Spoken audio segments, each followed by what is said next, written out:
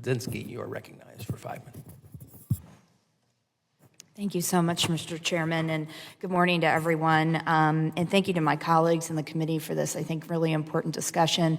I had the opportunity recently to visit the Veterans Hospital in St. Louis. I learned about all of the critical care they're providing to about 35,000 veterans that are on the Illinois side, which is the side of the river that I represent in central and southern Illinois. And a lot of those services are mental health services, and can certainly see the need after that visit of the greater need that we have to provide more mental health services for our veterans.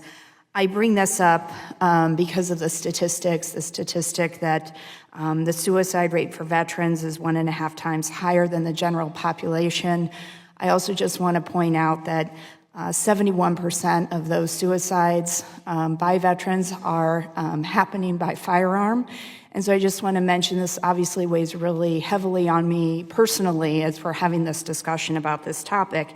And I do believe we're all here today because we have a commitment to mental health, providing that to our veterans. And so I hope we can find some common sense, bipartisan solutions to ensure that both our veterans' rights and their health is protected. So I have a few questions related to how the VA evaluates the medical evidence that underpin the mental competency decisions made. And I'd like to start with you, Mr. Burke, if you don't mind.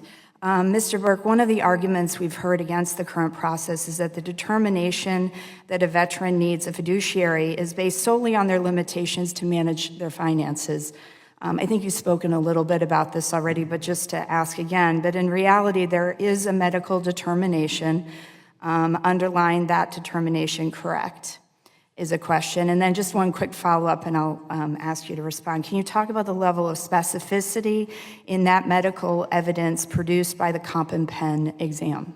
Yes, to confirm your statement, it is medical information that is used to determine a finding or even a proposal, if you will, of incompetency.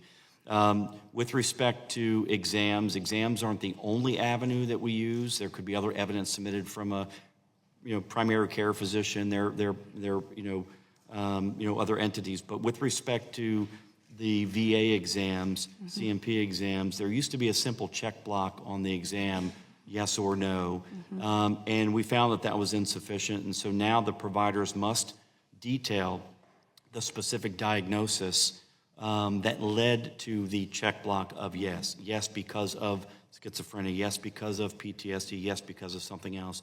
And if I could just add one thing for clarification, and I think this is an important point when we talk about mental health, the mere presence of a mental health diagnosis does not lead to a finding of incompetency.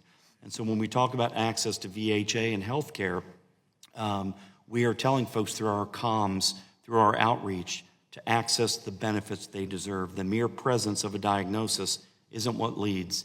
It's the finding of the inability to manage their funds independently or through contracting. Okay, thank you for that point. And just to follow up, there's an additional charge that there's a lack of consistency as well between contract exam providers related to how the competency question on a DBQ is filled out. Can you speak to that as well?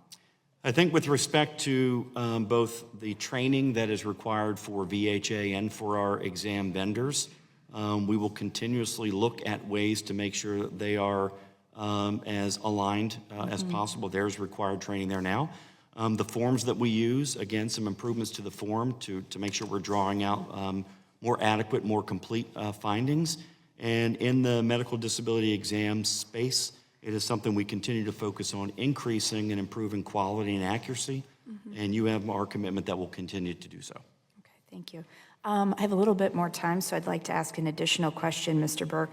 What is the evidentiary standard that a VSR, our VSR, must adhere to when determining that a beneficiary may need a fiduciary? And then additionally, how are you training your claims raters to interpret and utilize that medical evidence?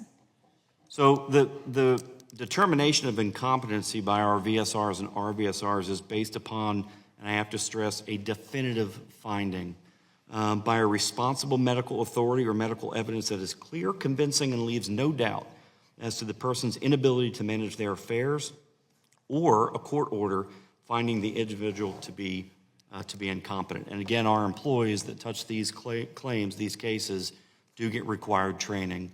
And as was asked by the committee already, we will submit those training modalities as well. Thank you, and I yield back. Thank you. I recognize Dr. Murphy for 5 minutes.